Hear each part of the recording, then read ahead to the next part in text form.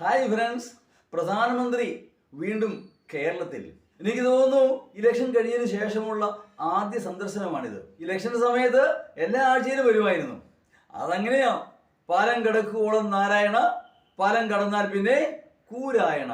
എനിക്ക് പരാതിയില്ല, പ്രധാനമന്ത്രി തിരക്കുള്ള മനുഷ്യനാണ്, അത് മനസ്സിലാക്കാം. അതെന്തോ ആവട്ടെ, പ്രശ്നം അതല്ല.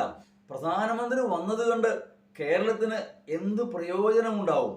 എന്തെങ്കിലും പ്രയോജനം ഉണ്ടാകുമോ? നമ്പർ 1, വയനാടിന് അടിയന്തര ദുരിതാശ്വാസ പാക്കേജ്. നമ്പർ 2, മുല്ലപ്പെരിയാറിന്റെ കാര്യത്തിൽ ഒരു അനുകൂല തീരുമാനം.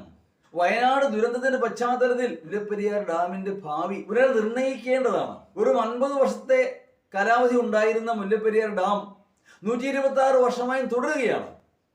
ഇതിങ്ങനെ തുടർന്നാൽ തീർച്ചയായും കേരള ജനതയുടെ ജീവനും സ്വത്തിനും അപകടം തന്നെയാണ്. അപ്പൊ പറയും, ഇത് കോടതിയാണ് തീരുമാനിക്കേണ്ടതെന്ന്. ശരിയാണ്, പക്ഷെ കോടതി തീരുമാനിക്കുമ്പോഴും കേന്ദ്ര ഗവൺമെന്റ് ഇംഗിതം അറിഞ്ഞേ കോടതി വിധി പ്രസ്താവിക്കാറുള്ളൂ കുറെ കാലങ്ങളായിട്ട്.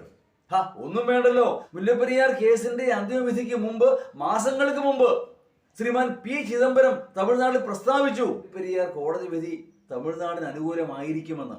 അതെങ്ങനെ അറിഞ്ഞു? ഇപ്പോഴും ഉത്തരം കിട്ടാത്ത ചോദ്യമാണ്. സംഭവം മറ്റൊന്നുമല്ല, കേന്ദ്ര ഗവൺമെന്റ് അറിയാം എന്ത് സംഭവിക്കുന്നു, എങ്ങനെ സംഭവിക്കുന്നു. അവരുടെ ഇംഗിതം അറിഞ്ഞേ കോടതി വിധി പ്രസ്താവിക്കാറുള്ളൂ. പല കേസുകളിലും കോടതി ആരായാറുണ്ട് കേന്ദ്ര ഗവൺമെന്റ് അഭിപ്രായം എന്താണ് എന്ന്. അപ്പോ ശക്തമായി കേന്ദ്ര ഗവൺമെന്റ് ആവശ്യപ്പെടുകയാണെങ്കിൽ കോടതി പോലും കേരളത്തിന് അനുകൂലമായി വിധിച്ചേക്കാം. അങ്ങനെ ഒരു സപ്പോർട്ട് കേരളത്തിന് നൽകാൻ ഈ ഗവൺമെന്റ്, BJP ഗവൺമെന്റ് തയ്യാറാകുമോ?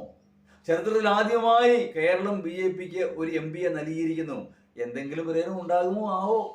കാത്തിരുന്ന് കാണാം.